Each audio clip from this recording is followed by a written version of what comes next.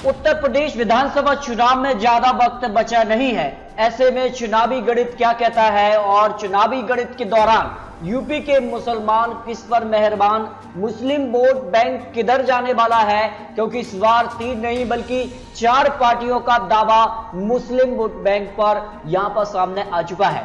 लेकिन क्या कुछ होगा, इसके अलावा अगर बात करें तो समाजवादी पार्टी यहां पर मुस्लिम वोट बैंक पर अपना दावा ठोक रही है, तो बीएसपी और कांग्रेस और नई पार्टी अजहरुद्दीन ओवैसी क्या कुछ उत्तर प्रदेश में करने वाले हैं, इसको लेकर सटीक आंकड़े आ चुके हैं। आखिर मुस्लिम वोट बैंक के लिए 140 सीटें उत्तर प्रदेश की आती हैं। इन पर जो है अपने अपने दावे बड़ी बड़ी पार्टियां कर रही हैं और इसके लिए अपने अपने प्लान भी तैयार कर चुके हैं। अगर बात करें कांग्रेस की नजर इस बार मुस्लिम वोट बैंक पर है, क्योंकि करीब उत्तर प्रदेश की 140 विधानसभा सीटों पर मुस्लिम मतदाता तय करते हैं हार जीत का फैसला। इसके लिए प्रियंका गांधी और राहुल ने यूपी के लिए नया प्लान भी तैयार किया है। आखिर क्या होगा कि इस प्लान के तहत कांग्रेस क्या मुस्लिम वोट बैंक को वापस अपने पाले में कर पाएगी, इसको लेकर मदरसों में पढ़ने वाले बच्चों पर सहारा लेने की योजना कांग्रेस उत्तर प्रदेश विधानसभा चुनाव 2022 को लेकर बना रही है।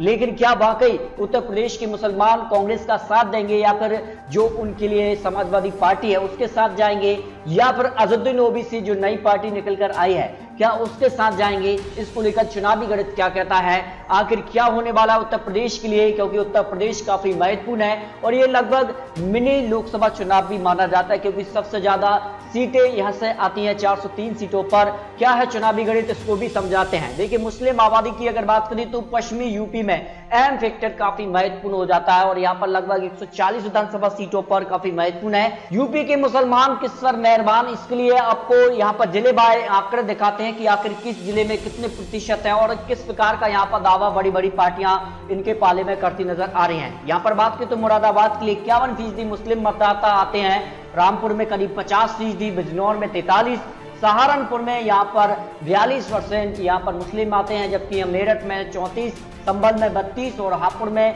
करीब 32% आते हैं। अगर कुल मिलाकर बात करें तो पश्चिमी यूपी में अहम फैक्टर काफी महत्वपूर्ण हो जाता है और यहाँ पर 2012 विधानसभा चुनाव के लिए 140 सीटों पर मुस्लिम बहुल इलाकों पर जो सीटें हैं उस पर देखिए समाजवादी पार्टी ने यहाँ पर 72 सीटों पर जीत हासिल की थी और 2012 में यहाँ पर समाजवादी पार्टी ने अपनी सरकार बनाई। उसके पीछे का बड़ा कारण था कि यहाँ पर मुस्लिम मतदाता उनके पाले में थे और 72 सीटें उनको यहाँ से मिली 140 सीटों में से, जबकि बीएसपी को करीब 27, बीजेपी को 25 और कांग्रेस को 11, आरएलडी को 1 सीट पर जीत मिली 2012 के दौरान। लेकिन 2017 के आंकड़ों पर भी गौर करें तो बीजेपी को करीब 109 सीटें यहाँ पर मुस्लिम बहुल इलाकों से मिली थी 140 सीटों के लिए। लेकिन अब काफी कुछ आंकड़े बदल चुके हैं, जिस प्रकार का माहौल बना हुआ है और इसको लेकर समाजवादी पार्टी ने अपनी नई रणनीति भी बनाई है। जबकि 2017 में यहाँ से समाजवादी पार्टी को करीब 23 सीटों पर जीत मिली, बीएसपी को करीब 2 सीटों पर जीत मिली, यानी यहां पर भी जो है बीजेपी ने करीब 109 सीटें मुस्लिम बहुल इलाकों पर जीत हासिल की थी। लेकिन क्या 2022 में भी यहां पर जो बीजेपी का आंकड़ा है वो यहां पर बरकरार रहेगा या फिर इसमें कुछ गिरावट देखने को मिलेगी। यूपी के 2017 में अगर बात करें तो कुल मिलाकर 25 मुस्लिम नेता ही चुने थे विधानसभा चुनाव पर, लेकिन यहां पर बात करें तो 2017 विधानसभा चुनाव में करीब 6% ही मुस्लिम नेता विधानसभा पहुंचे।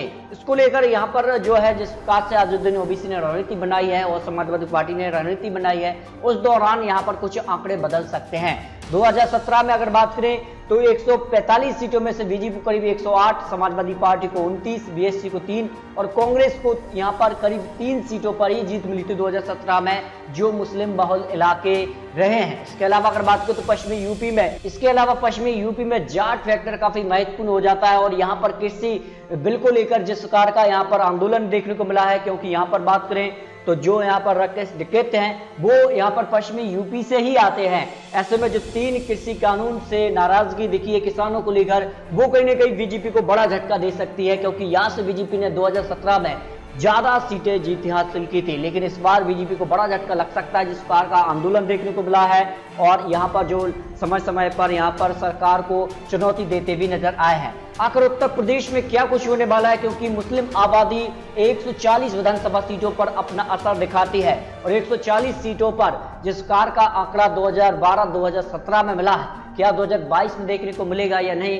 क्या जो 4 पार्टी अपना अपना दावा कर रही हैं अहम फैक्टर को लेकर, वो यहाँ पर अपना दावा ठोक पाएंगे। आखिर मुस्लिम मतदाता किसके साथ जाएंगे ये तो 2022 चुनाव में ही देखने को मिलेगा। लेकिन दोस्तों उत्तर प्रदेश चुनाव को लेकर एम फैक्टर का विश्लेषण आपको दिखाया, आखिर किस जिले से कितने यहाँ पर मुस्लिम यहाँ पर वोट बैंक है और उस वक्त किस प्रकार की रणनीति बड़ी बड़ी पार्टियां कर रही हैं, आखिर किसके साथ जाएंगे ये तो आने वाला वक्त बताएगा। लेकिन दोस्तों आपको क्या लगता है उत्तर प्रदेश विधानसभा चुनाव में 2022 में किसकी बनने वाली सरकार, इस पर अपनी राय कमेंट बॉक्स में रख सकते हैं।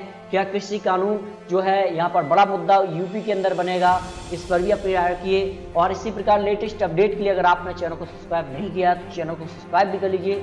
मिलते हैं दोस्तों और सटीक जानकारी के साथ, तब तक के लिए जय हिंद, जय भारत।